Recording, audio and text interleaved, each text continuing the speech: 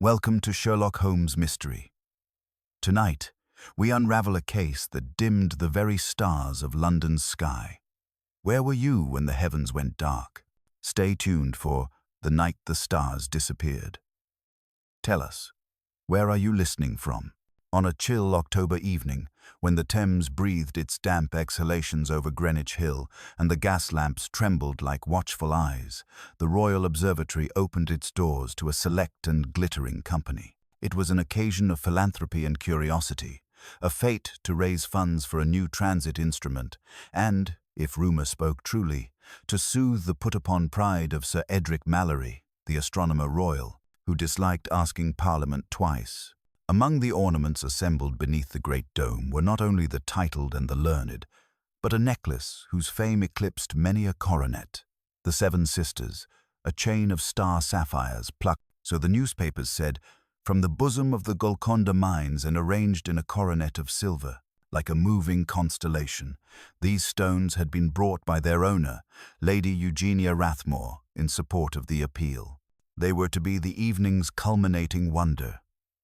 The sapphires placed under the eyepiece of a novel photographic lantern to demonstrate how the precise measurement of starlight could be married to the newer art of electrical projection. In that high chamber, its shutters parted to the cold, packed heavens.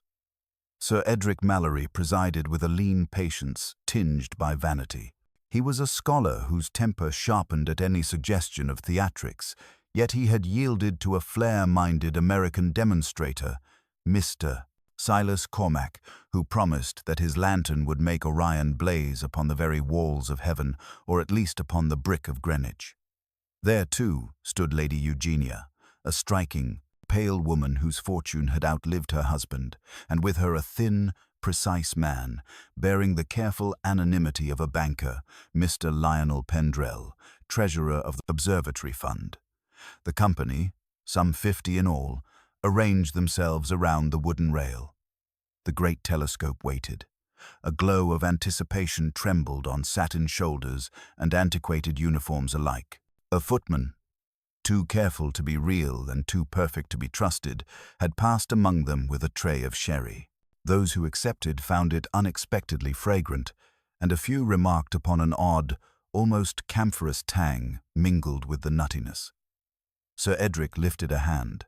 "Gentlemen and ladies, it is not the custom of science to perform," he said, "but since we live in an age easily distracted by vaudeville, we shall tonight let the stars speak for themselves. Cormac, your apparatus." Cormac, whose black hair had a theatre's sheen, bowed and wheeled his case to the instrument. "The lantern will cast the sapphire spectrum beside the true firmament," he explained. "One sees the infinite and the finite in a single stroke, nature's jewels and man's." A murmur rippled. Lady Eugenia stepped forward, her necklace gathered in a velvet-lined tray that Mr. Pendrell bore like a relic. Even in lamplight, the stones burned with unilateral fire. 7 eyes of midnight blue, each flecked with a starry milk. She said, and her white-gloved hands did not tremble as she unclasped the chain. The gems lay upon the velvet, like a constellation fallen to earth. The dome's mechanism groaned softly as the shutters widened, admitting a lace of starlight. Those nearest the aperture drew their shawls close. Cormac's lantern, fed by a humming battery, awoke a circular breath of pale light upon the inner wall of the dome. At Sir Edric's nod, he affixed a cupped bracket to the instrument's eyepiece, intending to seat the necklace within that corona of light, to render its spectrum upon the curving brick. It was then, at the very brink of the demonstration, that the sky died. There was no passing cloud, no slow drift of vapor. One instant, Orion's belt pricked the black with 3 silver points. The next, the heavens were a uniform lid of darkness. Gasps struck the air like thrown pebbles. The lantern's glow, steady a moment before, skipped and dulled, as though a shadow had risen within the mechanism. A stinging odor, sharp and chemical, flitted around the gallery. Someone coughed, another laughed, bravely. Then, in the smothered half-light, There came a clatter, a woman's startled cry, and a man's grunt as if his breath had been snatched. "Close the shutters!" Sir Edric barked. A lever squealed. The dome's aperture contracted to a narrow lip. Gas jets flared brighter, and the darkness retreated with sudden shyness. The company found itself blinking at one another in the renewed lamplight, with a peculiar intimacy born of shared embarrassment. Lady Eugenia stood wide-eyed, her hand at her throat. "Mr." Pendrell was beside her, the tray suspended empty. On the floor at his feet lay the velvet. Upon the velvet, no sapphires shone. The first sensation was disbelief. The second, an almost indecent avidity. A dozen voices spoke at once. Sir Edric rapped the rail with a paper knife for silence. "The necklace," he said, the skin at his cheekbones pale as tallow. "Where is the necklace?" I held it," Pendrell managed. His precise banker's voice had lost a decimal place. "I swear upon my office." Then there was a darkness, a smell and something. "Smoke?" offered a gentleman in a naval coat, eyes watering. "Perhaps," the banker swayed. "My throat." A dry, rattling cough seized him. He half fell to the floor, hand pressed to his chest. Two gentlemen raised him, but his head rolled back, eyes fluttering. A doctor in the crowd, a stout, florid man whose whiskers announced a hearty bedside manner, went to one knee. "Air," the doctor commanded. "And water, no. Brandy. Brandy at once." No brandy appeared. The footman with the impeccable gloves was nowhere to be seen. "Lock the doors," Sir Edric said. "Nobody leaves. Mr. Cormac, your lantern, is it safe?" "Perfectly," said Cormac, a shade too quickly. His hand hovered over the switch. "Some fluctuation in the battery. It has never extinguished the constellations, I should hope," Sir Edric snapped. "Fetch the constables." By the time the local police arrived, Pendrell had recovered consciousness, just enough to be miserable. He was installed in a chair, pale as a ledger page, his collar open, and his hair damp at the temples. The doctor declared that he had suffered a fit brought on by noxious vapors, though the man's tongue showed none of the telltale bluish hue of gas asphyxia. The guests were gathered with what dignity could be managed in the lower hall. The shutters had been drawn against the night entirely, as if astronomy had suffered a personal defeat. Inspection of the dome chamber yielded no smashed cases, no dangling wire, no sign of the necklace or its thief. The velvet was unscored. The brackets of the lantern were unsnapped but unbroken. A faint smear grease or oil marked the wooden rail near the transit instrument in a crescent shape not unlike the arc of a sexton's limb. On the brick where Orion ought to have been projected, the eye could detect a scatter of tiny white specks adhering as if some powder had been flung and clung there. They dusted the wall in a suggestive belt that made the naval gentleman swear softly, then fall silent. Of the footman, there was no trace. He had appeared without a footman's usual bluntness and departed with a cat's discretion. "What of the house card?" asked the sergeant in charge, a competent man with little patience for science. Sir Edric spread his hands. "The observatory does not keep a footman. We engage staff by the evening for such affairs." The fellow was vouched for by Pendrell's bank. "Then the bank will answer questions," said the sergeant grimly. "As will Mr. Cormac. And the necklace, Lady Eugenia, it was your own?" Her voice had the clang of bright iron. "It is, and remains mine. I lent it to the cause of knowledge. Pray do not suggest that knowledge has devoured it." "Nothing so poetic, my lady," returned the sergeant. "Only London." By midnight, words like scandal and insure had taken on lives of their own. Pendrell, recovering, insisted on writing a statement, which proved as pale as himself. He remembered the tray, a darkness, a hand or a brush against his sleeve, an odor, eucalyptus, he ventured weakly, and a ringing in the ear, as though a tuning fork had been struck inside the skull. He was moved to a quiet chamber in the keeper's lodge. Lady Eugenia, demanded by propriety and danger alike to remain, retired to a room where two of her friends kept a stiff vigil. Sir Edric, awake as an astronomer at opposition, paced like a metronome, pausing only to snarl at a junior assistant for misplacing a key that presently turned out to be in Sir Edric's own pocket. Morning found the matter no less perplexing. With the first damp light over the river and the Meridian transit ticking with its implacable clicks, a telegram sped from Greenwich to Baker Street, and thence by runner to Scotland Yard. It was the Yard that arrived first. Inspector Lestrade himself, with the expression of a man who has been gifted a locked room and a public audience, and who dislikes both. He went up to the dome, walked its circumference, sniffed the air, peered at the lantern, and struck the brick with a knuckle. "Nothing," he announced to the gathered officers. "No trapdoor, no window but the one that looks at heaven, no marks but that little crescent smear which is nothing, and that dust on the wall, which is less." The footman's vanished. The battery cackled. The banker swooned. The necklace flew into the ether. If the devil keeps a museum, he has acquired a new piece. "Fetch me the list of staff, and send another telegram to Mr. Sherlock Holmes." The sergeant lifted an eyebrow. "Is it so bad as that, sir?" Lestrade allowed himself a thin smile, the scalp of his head shining where the hair had thinned. "I prefer to say it is so public as that. When the stars turn off and a lady's sapphires go for a walk, the papers will insist upon Mr. Holmes. We shall give them Mr. Holmes, and we shall arrest the thief while he is lecturing us about puddles."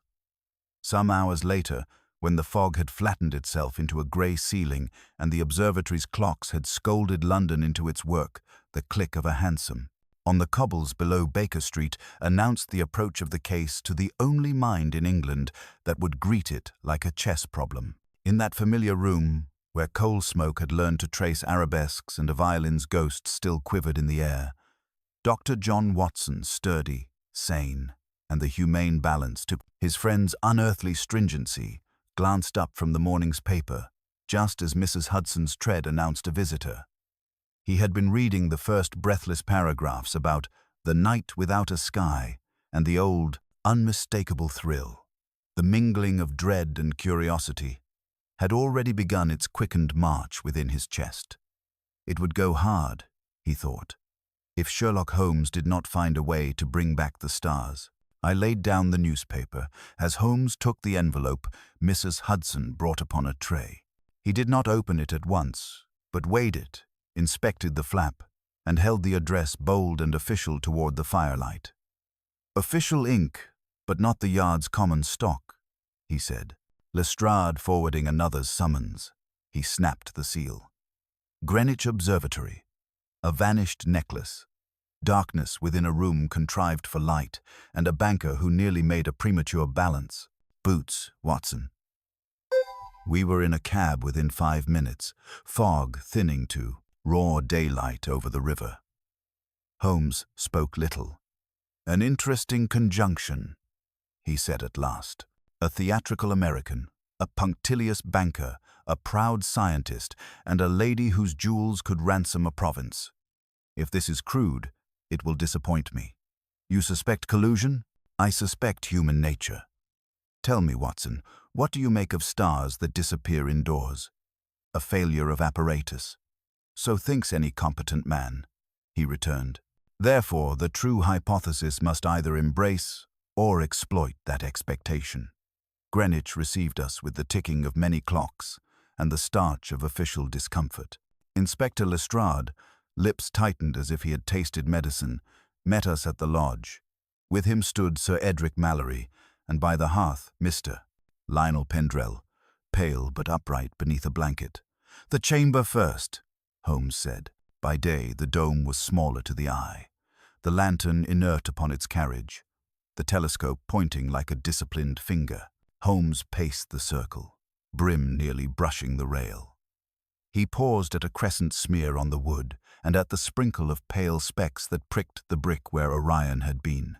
"Not mere dust," he murmured, touching a grain to his tongue. Sodium carbonate from photographic powder, with gum binder. Mr. Cormac consoled the crowd with a painted constellation after the true one vanished. The smear is thin watch oil. Someone eased a hinge or latch, yet there is no door. He crouched at the lantern's bracket, inhaled, and smiled without mirth. Eucalyptus oil, sharp, medicinal. Lestrade sniffed. An odor is not a hand. No, Inspector, but hands leave their odors. Observe the battery terminals, uneven blackening from a brief overload. A man wishing to smother sight would contrive darkness and dazzle together. We returned to the lodge. Mr. Pendrell's color rose at the sight of Holmes. Holmes bowed, and his voice took the gentleness he reserves for honest sufferers. Your statement was clear. Indulge me 3 additions. First, in the instant before the darkness, was the hired footman within reach? I cannot swear it. The banker faltered, but I think yes. Second, on recovering, what first sensation? A ringing, as if a tuning fork sounded in my skull. Third, the footman, tall or small? Near my height, perhaps an inch more. Thank you. Holmes straightened. Inspector, send for Mr. Cormac, and, Sir Edric, the key to any recess beneath the dome. There is no cupboard, Sir Edric began, then checked himself. There is a tool recess in the transit pier, locked and empty. Empty this morning, Holmes said. We shall confirm last night. Lestrade bristled. We have telegraphed the bank about the footman. No answer yet. Then let us move. Holmes turned. Sir Edric, the agency that provided your extra servant and a specimen of the handbill. Of what possible relevance? Of the spelling, said Holmes. Men who mislay stars often mislay letters. Mr. Silas Cormac awaited us in a chart room, dark hair precisely parted, tools arrayed as if on parade. A regrettable mishap, gentlemen. My lantern has toured the States without caprice. Some deviltry in the current, no doubt. Holmes let his fingers stray across the brass-bound case.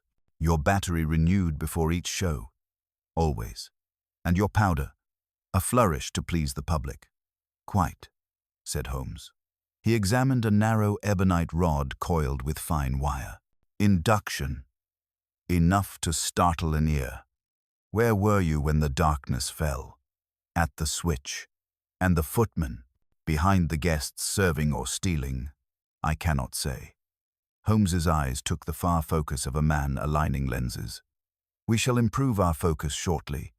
Inspector, hold your doors. Watson, to the bank. There we should find the name that unwinds this knot. The rain had begun in earnest by the time we reached Lombard Street, where the tall windows of Pendrell & Co. looked out upon a pavement slick as slate. Holmes's collar was turned up, his eyes bright with the peculiar inward gleam that betrayed the workings of some elaborate mental construction. Inside, the marble floor echoed beneath our boots, and the air smelled faintly of ink, metal, and propriety. A young clerk, startled by Holmes's card, led us to a quiet office panelled in walnut, where a senior partner awaited us.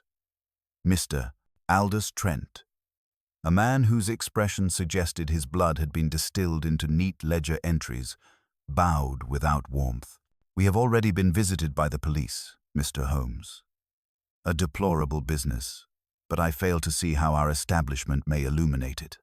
Holmes's tone was courteous but firm. A single light may suffice to dispel the shadow, Mr. Trent. I am informed that the observatory footman was recommended through your institution. The banker's lips tightened. Yes, by Mr. Pendrell himself. He vouched for a temporary man, one William Holt, employed through a domestic agency in Kennington, a perfectly legitimate reference, I believe. Legitimate in form, perhaps, Holmes murmured. May I see the letter of recommendation? Trent unlocked a drawer and produced a single sheet. Holmes examined it with the zeal of an antiquarian inspecting a palimpsest. His long, thin fingers hovered over the ink, the pressure of his scrutiny almost palpable. Curious, he said softly. The hand feigns stiffness, yet trembles inconsistently. Observe, Watson, the small capital H in Holt, the same affectation found in several recent forgeries from a known practitioner of counterfeit credentials in the Clerkenwell district. Note, too, the faint yellow dust in the fold. Pumice used to dry modern ink. The author was in haste. Trent's composure shifted slightly. Are you suggesting? I suggest nothing, Holmes interrupted. But haste and craft rarely coexist without motive. Pray, one more matter. Did Mr. Pendrell mention how he came to know of Holt? Trent frowned. He said the man had been engaged once in his household years ago. Holmes pocketed his magnifying lens, eyes narrowing with interest. Indeed. Then it is no impersonal hire at all. A thread to tug, Watson. We emerged into the street as the clocks struck noon, the rain now reduced to a mist. Holmes hailed a cab toward Kennington, a domestic agency connected to a forgery ring, a footman who vanishes with jewels, and a banker with a convenient fainting fit, he said. It is all too symmetrical. At the agency, a dingy establishment squeezed between a tobacconist and a pawnbroker. The name Mrs. Renshaw's reliable servants flaked from the signboard like neglected paint. The woman herself received us with the air of one perpetually apologizing to destiny. William Holt? She repeated, after Holmes's inquiry. Yes, sir, I sent such a man to Mr. Pendrell's recommendation. A quiet sort. He left my books a fortnight ago. Describe him, Holmes said. Tall, fairish hair, clean face, good teeth. Had a faint scar here. She traced a line across her temple. Spoke civil, but not like a servant, more like a clerk. Holmes produced a sovereign, which she accepted as though afraid it might vanish. Did he leave an address? Only a forwarding one, South Wharf, Deptford. Holmes's eyes lit. The river again, Watson. The footman goes where the tide goes. The cab rattled through narrow lanes until the smell of brine and tar grew thick. South Wharf was a row of warehouses crouched beside the Thames like conspirators. A barge was loading crates under the grey drizzle. Holmes strode to the overseer, showed his card, and inquired for William Holt. Never heard of him, the man grunted, though there's been a lodger in the loft here, a Yankee, tinkering with batteries. Left last night, sudden-like. Holmes's lips curved. A Yankee with batteries? That would be Mr. Silas Cormac's ghost. We ascended the creaking stair to the loft. It was half empty, the boards powdered with fine residue. Holmes knelt and brushed it between his fingers. Same sodium carbonate as the observatory wall. And here, see this coil? An induction apparatus stripped of casing. Cormac built a twin of his lantern here. Why? To test a trick of light, perhaps, or of disappearance. A sudden clang echoed below boots on metal. Hurried voices. Holmes raised a finger. We peered through the cracks of the loft. 2 men entered. One, the warehouse overseer. The other, a broad-shouldered fellow with a sea coat and the unmistakable scar across his temple.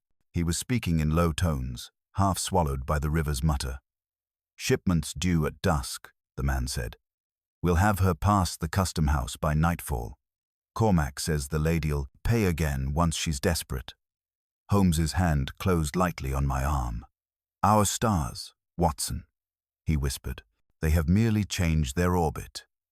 But before we could descend, the river fog thickened against the windows, and the voices below ceased. When we stepped into the open, the wharf was empty, the barge already sliding into the grey water, its lantern winking once like a fading constellation. Holmes was in motion before I had quite grasped our peril of losing them. He darted down the wharf steps with the sudden, noiseless grace of a hawk stooping from its perch, and I followed, heart pounding, revolver in hand, though I scarce knew at whom I might use it. The mist rolled low over the river, muffling all sound save the rhythmic splash of oars and the faint clang of a mooring chain. Below, a dinghy bobbed, half loosened from its peg. Holmes sprang aboard, seized an oar, and jerked his chin toward the other. Quickly, Watson, before they gain the midstream! The tide was sluggish but wide, and the departing barge, its sail half raised, glided like a phantom through the murk. I rowed as I had not rowed since my days in camp, while Holmes, standing, peered through the vapor with eyes that seemed to dissect the fog itself. "There," he breathed. "Do you see that faint glow ahead? The stern lantern. They've doused the bowlight, but the current betrays them. Keep steady." We closed the distance by degrees, the slap of our oars masked by the lapping of the river. As we drew near, a sudden movement, someone at the barge's stern heaving a crate into the dark, caught my eye. It vanished with a muted splash, followed by a sharp hiss of curses. Holmes's whisper came sharp as a pistol crack. "They are lightening their load. The sapphires, or what conceals them, are going to ground beneath the Thames. A clever hiding place, were it not that the tide is predictable, and so am I." Before I could answer, a voice from the barge shouted, "Hoy there! Keep off!" And a figure leaned over, hurling something that whirred past my shoulder, a wrench, glinting briefly before sinking. Holmes's reply was to angle the dinghy alongside with a sweep of his oar and leap aboard in a bound that would have done credit to a sailor. I clambered after him. The deck was slick, the air sharp with oil and river brine. Two men faced us. The scarred fellow, Holt, and a smaller shape at the tiller, none other than Silas Cormac, his dark hair plastered to his temples. Holt raised a belaying pin, but Holmes's cane struck his wrist with surgical precision, sending it clattering to the boards.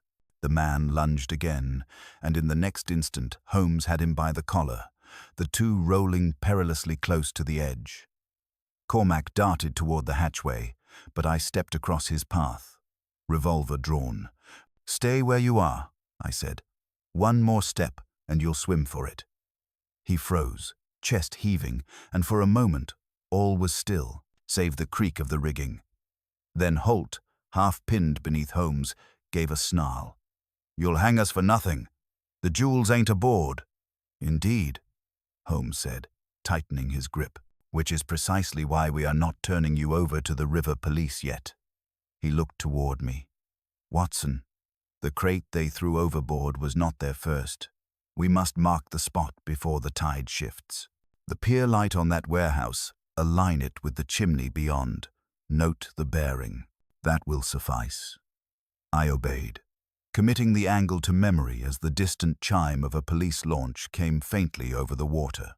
Lestrade, I reflected, had received Holmes's telegram sooner than expected. Holmes hauled Holt upright and regarded both men with a cool detachment. "Mr. Cormac," he said evenly, "your lantern was not meant to project the heavens but to blind the eye. You and your accomplice created a darkness inside, light itself, phosphorescent vapor from sodium compounds, and a sound pulse from your induction coil to daze those near it. While the guests were disoriented, Holt, posing as a servant, performed the simple act of substitution, a false necklace in the tray, the real one secured elsewhere. But theft alone was not your purpose. You sought to ransom the jewels back to their owner." Cormac's face twitched, and the mask of suave showman fell away. "You can prove none of that." Holmes's thin smile was almost pitying. "On the contrary, your workshop powder matches that found upon the observatory wall, and the sodium trace on the Thames will tell the rest of the tale when the river yields its treasure." The police launch drew alongside with a jarring bump, and Lestrade's voice rang out, half exasperation, half relief. "I might have known, Mr. Holmes, that you'd make an arrest before breakfast." Holmes merely gestured toward our captives. "You may add science to their list of victims, Inspector." As the men were taken aboard, I noted Holmes's gaze still fixed upon the dark water where the crate had vanished. His brow furrowed slightly. "The puzzle is incomplete," he murmured as the mist closed around us. "They were thieves." "Yes, but not the architects. Someone else conceived this theft, Watson, with precision beyond these bunglers. Until I find that mind, the night's mystery remains unsolved." The river carried us back toward the dim outline of London, the stars invisible above the fog. And though two culprits were in custody, I knew from the set of Holmes's mouth that the true constellation of deceit had yet to be charted. The following morning broke under a slate sky, the fog lingering like a half-forgotten dream. Holmes was already at the table when I descended to breakfast, his long fingers hovering above an array of items arranged with military precision, a vial of pale residue, a chart of the Thames current, and the folded statement of Inspector Lestrade. His untouched tea had gone cold. "Lestrade is satisfied with his prisoners," I observed, taking my seat. "Lestrade," Holmes replied without glancing up, "is always satisfied when a pair of men are in irons, and always puzzled when the mind remains at large. We have apprehended the hands, Watson, but the brain is elsewhere." He pushed a small packet toward me. Inside, I found a scrap of linen bearing a faint, bluish stain, recovered from Holt's pocket. "Smell it." I did so, and recoiled slightly. "Ether, no. Something more acrid." "Chloral?" "Precisely. A compound capable of inducing dizziness and temporary amnesia. It explains Pendrell's fainting fit. Our banker was not an accomplice, but a victim, someone ensured he could neither witness nor interfere. But who could have administered it?" I asked. Holmes's eyes flickered. "The footman would have had no opportunity prior to the demonstration. The only other person with close access to the refreshments was the lady's own companion, Mrs. Vale, Lady Eugenia's confidant. She poured the sherry for Pendrell, by all accounts. The question is, did she act knowingly?" He rose, reaching for his hat. "We shall call upon Lady Eugenia. She occupies a house in Belgrave Square. I fancy we may find that she, too, has begun to suspect that her stars were dimmed by familiar hands." Belgrave Square lay hushed beneath its row of white facades, carriages gliding over the wet cobbles. Lady Eugenia received us in a drawing-room perfumed with heliotrope and shaded from the pale light. She was elegantly composed, though the sleeplessness about her eyes betrayed anxiety. "Mr. Holmes, I am grateful you have come," she began. "The newspapers have turned my misfortune into entertainment. The jewels were insured, of course, but their sentimental value—" "Insurance is seldom sentimental," Holmes said dryly. "But perhaps you can assist us. Had you any previous acquaintance with Mr. Cormac before the observatory event?" She hesitated. "Only through Sir Edric Mallory. He engaged Mr. Cormac's services, believing his device would enhance the demonstration. I had no cause to doubt either of them." Holmes studied her face with that unblinking intensity which could disarm the most guarded of souls. "And yet you wore your most valuable possession to a public exhibition." Her lips tightened. "It was Sir Edric's suggestion. He spoke of science and spectacle. I confess I felt flattered by the attention." "Did he know of your intention before that evening?" "He did. In fact, he requested that the necklace be delivered early, so the projection mechanism could be adjusted to its refractive qualities. I sent it to him through my companion." Holmes's expression hardened almost imperceptibly. "Through Mrs. Vale?" "Yes. She returned it to me that same afternoon." Holmes turned to me. "You see the perfection of it, Watson? The necklace was never truly there." Lady Eugenia stared. "Never there. But I myself placed it in the tray." "In a replica, my lady," Holmes said gently. "You received a counterfeit long before you reached the observatory. The real sapphires were replaced earlier, when your trusted companion conveyed them to Sir Edric's care. He, in turn, transferred them to Cormac under pretext of preparation. When the lights failed, the theft had already been achieved."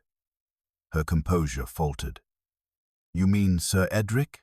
"I mean," Holmes said quietly, "that the man who studies stars chose to manufacture his own eclipse. A cleverer thief would have disappeared with his prize. Sir Edric relied on the illusion of a public crime to mask a private one. He required accomplices who believed they were stealing what had already been stolen." Lady Eugenia rose unsteadily. "You must find proof, Mr. Holmes. If what you say is true, I shall see him ruined." Holmes inclined his head. Proof we shall have. The river will yield the crate by nightfall. Lestrade is dredging even now. But it will be empty, for Sir Edric never trusted others with the true treasure. He will have kept it near at hand, hidden not underground but above it, where no constable would search. Above ground, I repeated. Holmes smiled thinly. In the very dome that swallowed the stars. Come, Watson. Before the fog descends again, we shall pay one more visit to Greenwich. Lady Eugenia sank back into her chair as we departed, her eyes wide with both fear and dawning comprehension. And as our cab turned toward the river, I could not help but feel the growing gravity of the revelation that the theft which had darkened the heavens might yet cast its shadow over one of England's brightest minds. The drive to Greenwich passed in brooding silence. Holmes sat rigid beside me, his long fingers drumming upon the edge of his walking stick as the hansom rattled through the damp afternoon streets. I knew, in that rhythm, well, it was the sound of his thoughts, knitting into a pattern no mortal eye could yet discern. The closer we came to the river, the heavier the air seemed to grow, thick with a sense of inevitability. When at last we arrived, the observatory loomed above the mist like a fortress of reason besieged by fog. Inspector Lestrade awaited us near the gate, his bowler tilted back, his boots mud-smeared from the riverbank. "You were right about the crate, Mr. Holmes," he said without preamble. "We hauled it out not an hour ago, empty as a drum, only a few stones at the bottom, ordinary pebbles from the riverbed." Holmes nodded without surprise. "Precisely as expected, a theatrical discard, intended to occupy your men while the true prize remained at hand." Lestrade frowned. "Meaning?" "Meaning, Inspector," Holmes replied, already striding up the slope toward the dome, "that Sir Edric Mallory has played us all a performance worthy of the stage. You and your constables have been his unwitting chorus." We entered the great chamber where the crime had unfolded. In daylight, it appeared less ominous, yet the air still carried the faint taint of oil and ozone. The telescope stood fixed upon its axis, its lens shuttered like a blind eye. Sir Edric was there, bending over a ledger with the strained politeness of a man who has suffered too much official curiosity. "Mr.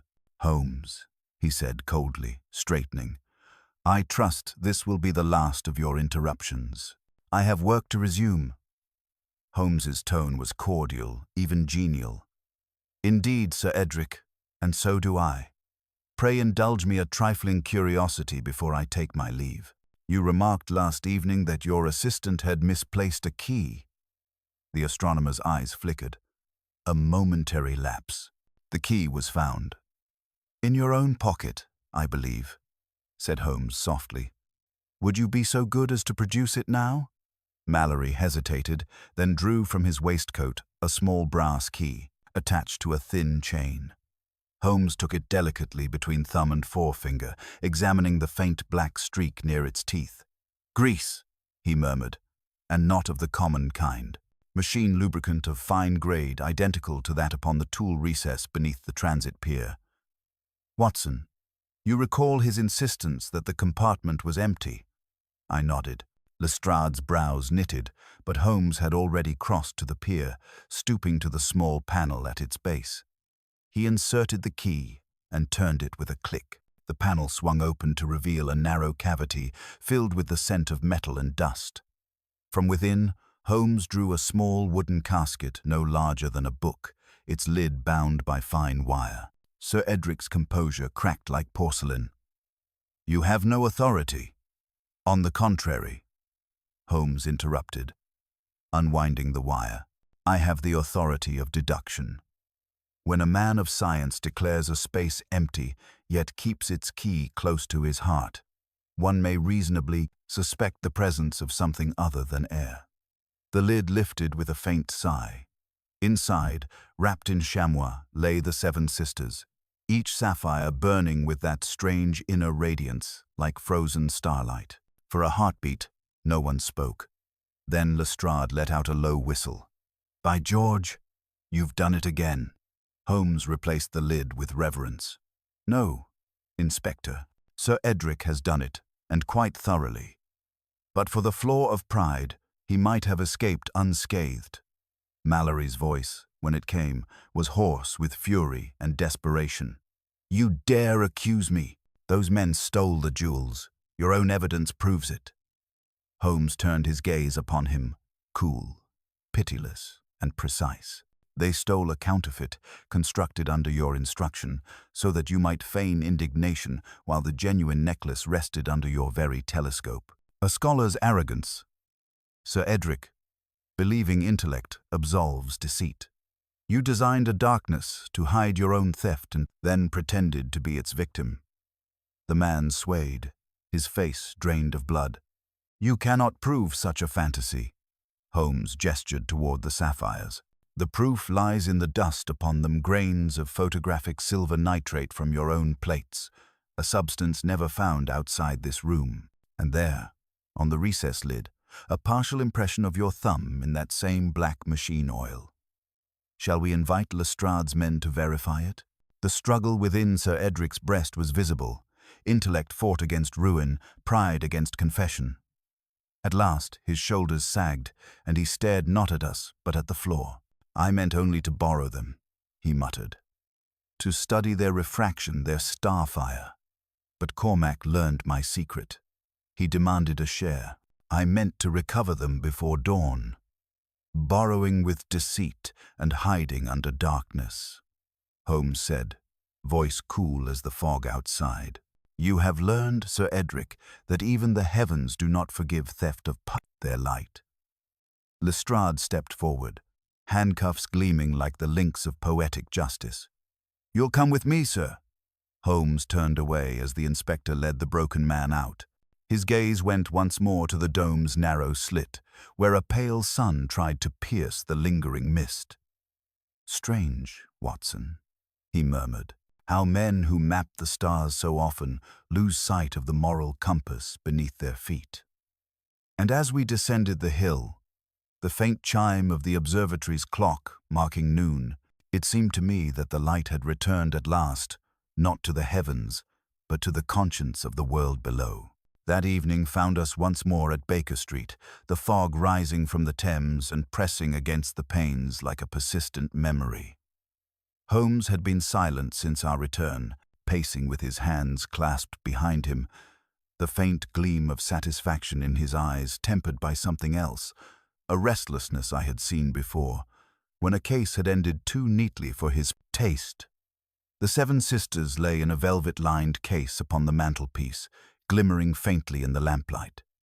I had thought the mystery concluded, yet the set of his mouth warned me otherwise. You are not content, Holmes, I ventured, watching him pause by the hearth. The jewels are recovered, the culprits in custody, and Lady Eugenia vindicated. What troubles you? He turned sharply, the firelight cutting angular shadows across his face. Trouble, Watson? No dissonance. There remains a note in this composition that rings false. Sir Edric's confession fits the facts superficially, yet there is a disquieting simplicity to it. I mistrust simplicity, especially when born of desperation. You think he lied. I think he told a partial truth. His was the hand that concealed the necklace, yes, but the mind that conceived the entire orchestration. Ah, that is another matter. He sat suddenly, steepling his fingers. Consider. Mallory claims Cormac blackmailed of him after discovering the theft. Yet Cormac's device was the essential tool for the deception, the electric lantern, the chemical vapor, the artificial night. Without it, the illusion collapses. Does that strike you as coincidence? I frowned. You mean Cormac himself designed the spectacle knowing its criminal potential? Just so. But even he was not the author of the play. There is someone else, Watson, someone who stood to profit most, and who maneuvered all others as pieces upon a board. Ask yourself, who gained everything and risked nothing? Before I could answer, there came a knock at the door. Mrs. Hudson ushered in a uniformed constable carrying a small packet. From Inspector Lestrade, sir, the man said. Delivered from the yard not 10 minutes past. Holmes took it, sliced the string with his penknife, and withdrew a folded report and a small envelope sealed in red wax. The report he read swiftly. The envelope he examined more closely, his expression tightening. "Lestrade is efficient when the scent is obvious," he murmured. "He sends the results of his inventory of Sir Edric's effects and this, a note discovered among them." He broke the seal and scanned the contents. A thin smile ghosted across his lips. "Watson, listen to this. The stars may vanish from the sky, but their reflection remains for those who know where to look. Payment will be as agreed, half upon delivery, half when the matter is publicly resolved. Burn this letter. It is unsigned." "Good heavens," I exclaimed. "A conspiracy." "Precisely. The phrasing suggests intellect, someone accustomed to correspondence of discretion. And the mention of public resolution implies an expectation of scandal. Sir Edric's arrest was not an unforeseen disaster. It was part of the design. He was meant to fall." Holmes rose, his eyes gleaming with renewed energy. "There is but one person whose position, influence, and motive align with such calculation. Lady Eugenia Rathmore." I stared. "But she was the victim." "Outwardly, yes. But recall her calmness when I explained the theft's mechanism, her eagerness to see Mallory ruined, and her mention that the jewels were insured. Consider also that she sent her companion, Mrs. Vale, to deliver them beforehand. It was she who arranged the chain of custody that made substitution possible. And her fortune, though ample, is entangled in debts whispered about in certain circles. The insurance claim alone would restore her estate.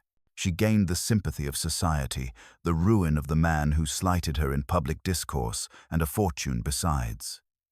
"You mean to say," I breathed, "that she orchestrated her own robbery, or, more accurately, choreographed it. She chose her actors well, a vain astronomer, an ambitious showman, a disloyal companion. Each believed themselves using the others, yet all danced to her design." He began pacing again, excitement overtaking him. "The unsigned letter, Watson, is the final note. The phrase, 'when the matter is publicly resolved,' that is now. With Mallory disgraced, she expects payment, likely from Cormac's hidden accounts or his confederates abroad. She will not resist collecting it." He seized his coat from the stand. "Fetch your revolver. We go to Belgrave Square. The curtain has not yet fallen, and I intend to witness the last act." Within the hour, our cab drew up before Lady Eugenia's house, its windows glowing against the fog. A single carriage stood waiting at the curb, her own, with a trunk already strapped to the rear. Holmes's eyes narrowed. "Flight or rendezvous," he whispered. "Either way, we are in time." He motioned me to the side door, and with the deft touch of a master locksmith, we slipped inside the dim corridor. Voices floated from the drawing room, hers, cool and commanding, and another man's, low and nervous. "Funds by dawn," the stranger was saying. "Cormac's arrest means nothing. The transfer's arranged." "See that it is," Lady Eugenia replied. "Once I leave England, the stars may vanish as they please." Holmes's eyes met mine. "The reflection of the stars," he whispered, "exactly as the letter said." He stepped forward into the light. "Then allow me, Lady Eugenia," he said smoothly, "to ensure that your departure is properly illuminated." Her cry of shock froze midway between fury and fear as Holmes drew the letter from his pocket. "You forgot to burn your own instructions, madam," he said. "A small oversight, but one that will light the way to your undoing." For a long heartbeat, the room seemed frozen, the crackle of the fire, the faint ticking of the Ormolu clock, and Lady Eugenia's pale profile lit by the flames as though she were carved from ivory.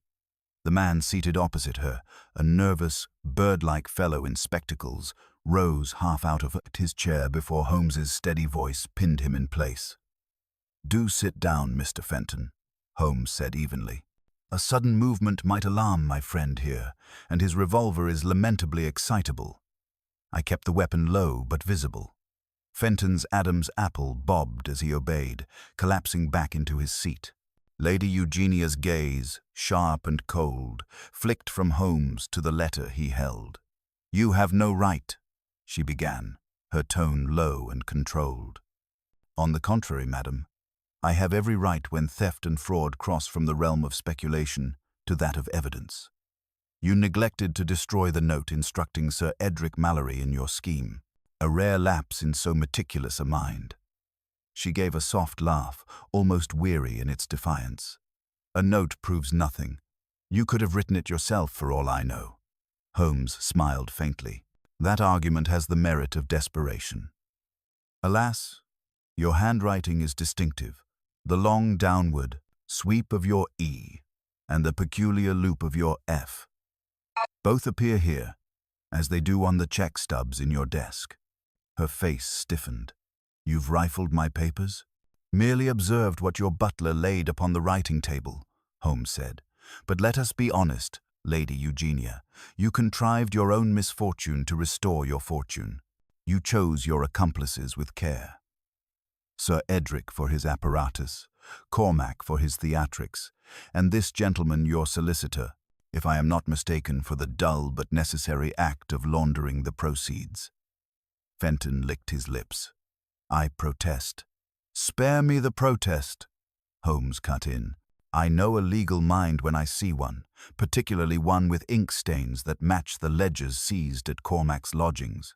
You handled the financial arrangements insurance claims through 3 intermediaries, the sale of a smaller sapphire under a false provenance in Amsterdam, and now, I suspect, the transfer of the remainder to a continental account." The solicitor's courage crumbled visibly. "I only did as instructed," he began, but Lady Eugenia's sharp glance silenced him. Holmes regarded her quietly. "You overreached yourself, madam. Had you been content with humiliation, you might have escaped suspicion. But greed, like gravity, draws even the most glittering stars to earth. You planted your own jewels for theft, then orchestrated a chain of fools to ensure no one could trace the hand behind it. You even played the part of the bereaved widow, seeking justice, knowing full well that justice would point elsewhere." Her poise, though cracking, did not shatter.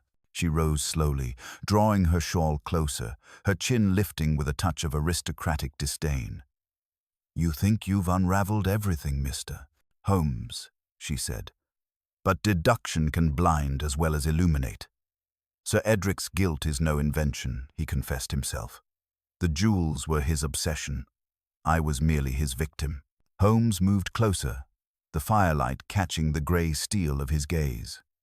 A confession extracted under the weight of ruin and remorse, perhaps, but not of truth. Sir Edric's vanity made him susceptible, and you exploited it masterfully.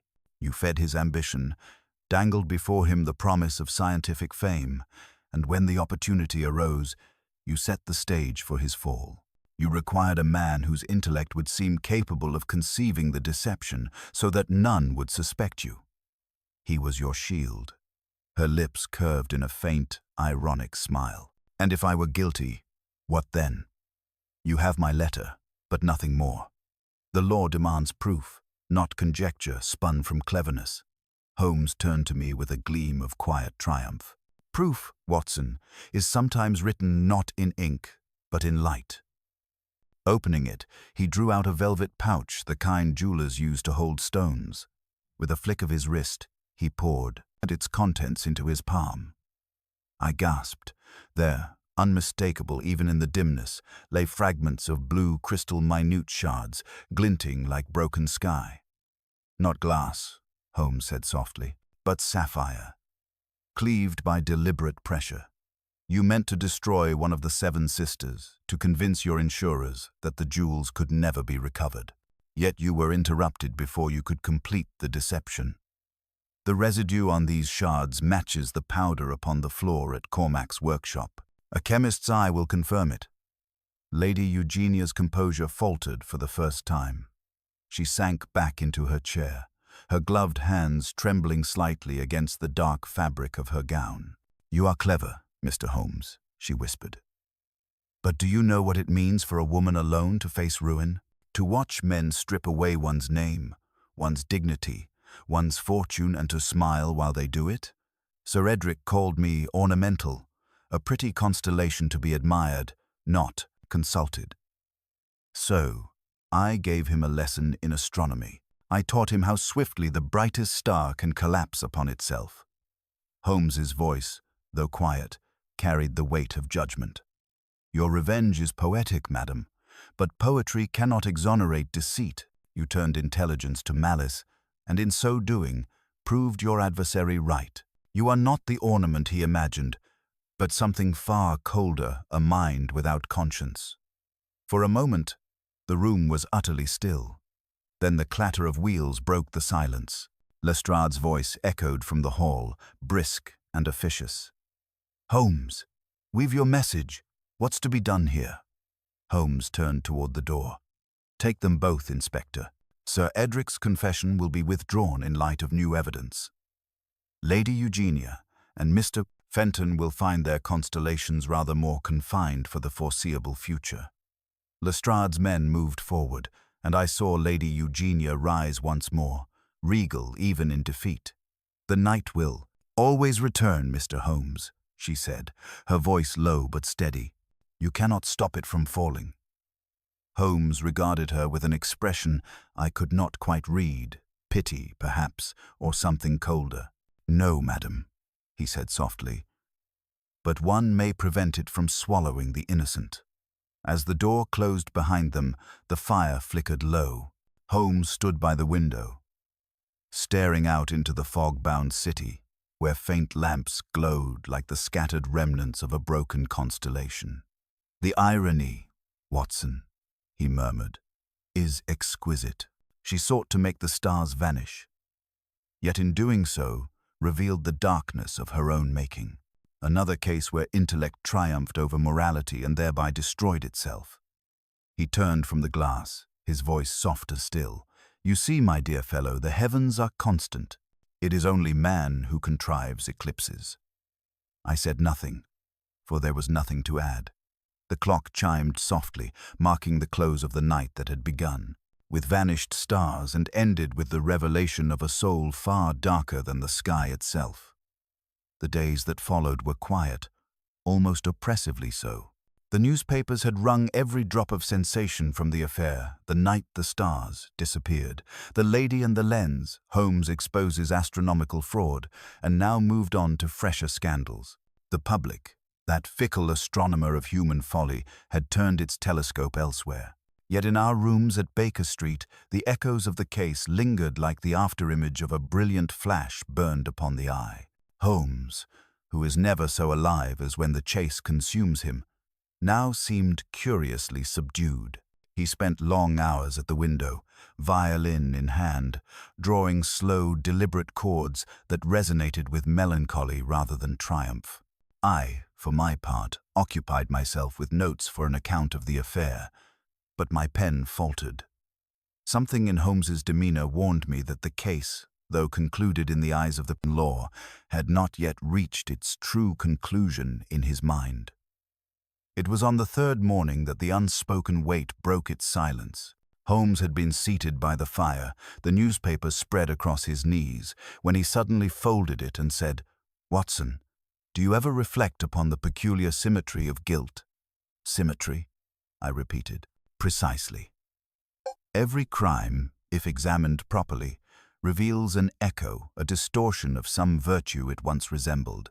In Lady Eugenia's case, her intelligence became deceit, her courage, arrogance, her hunger for dignity, a lust for control. Yet, he added softly, she is not unique in this inversion.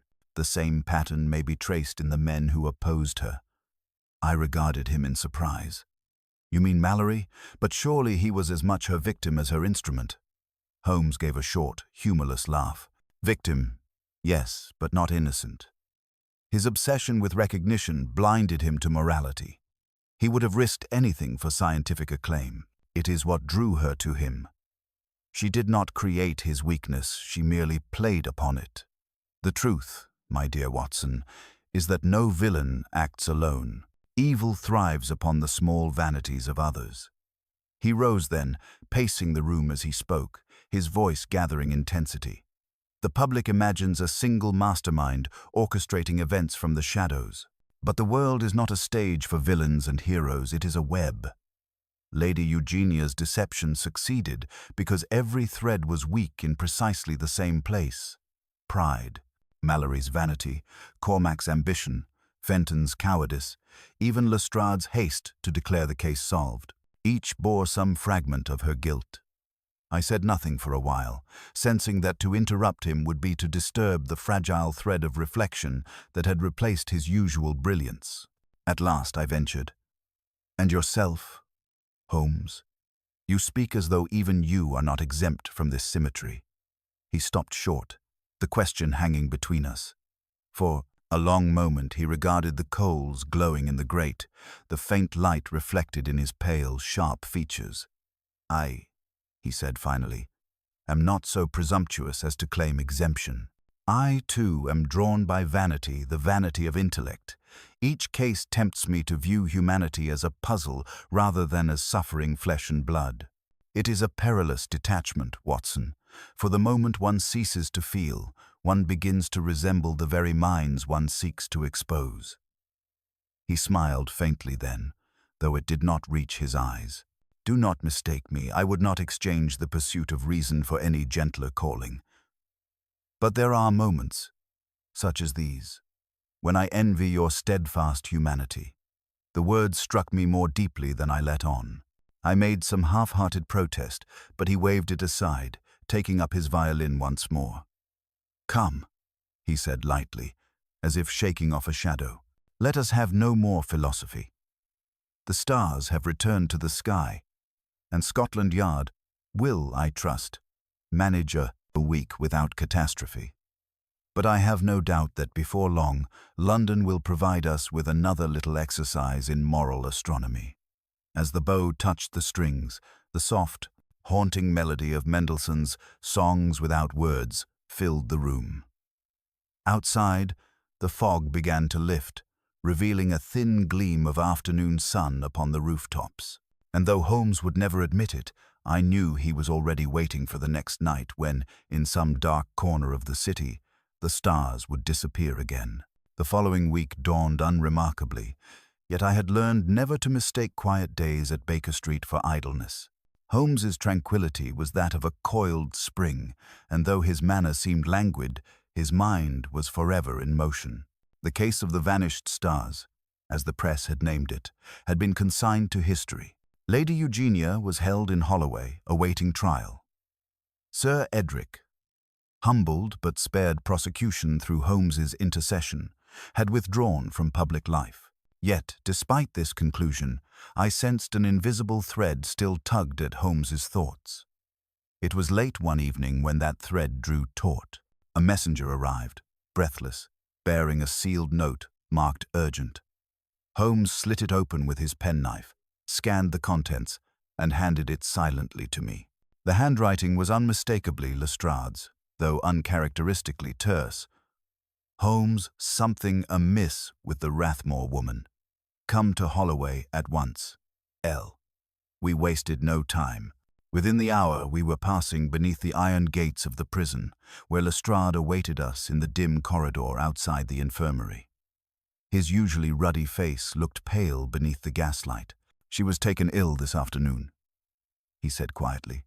"Seemed a faint at first, but the doctor suspects poison. A slow one.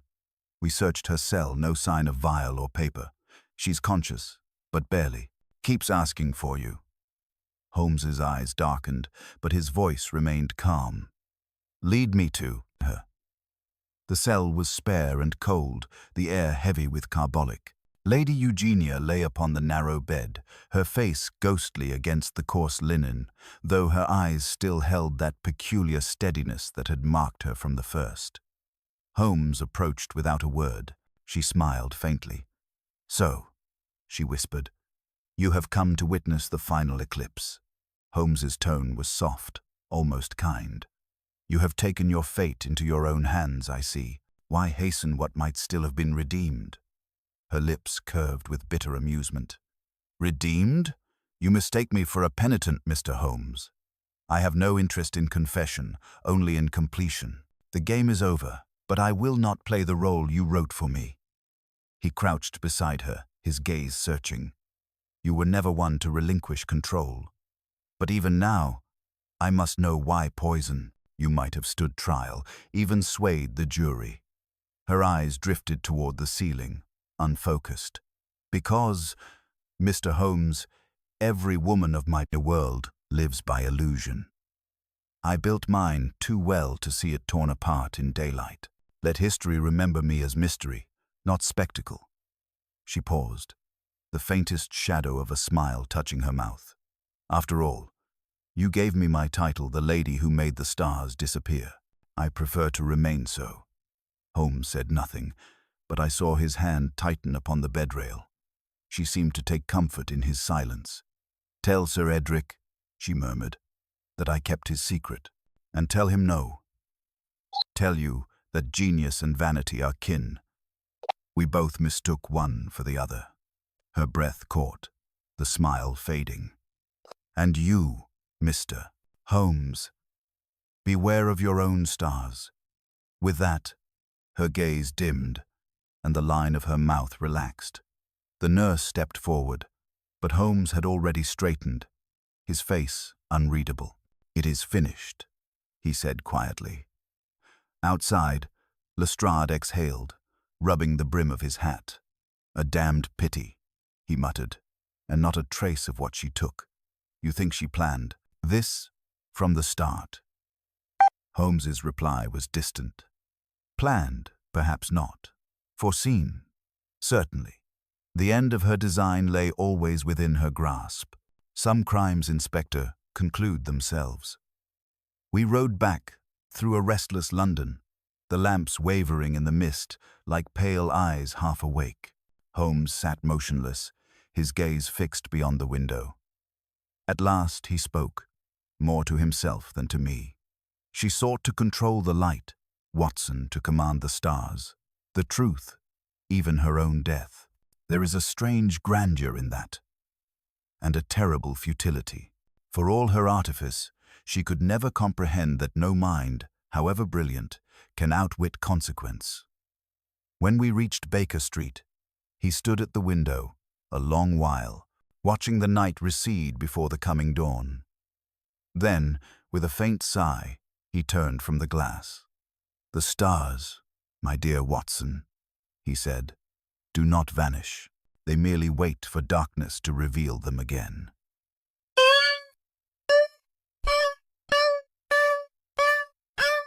Of London, I felt that for once Holmes was not speaking of the heavens at all.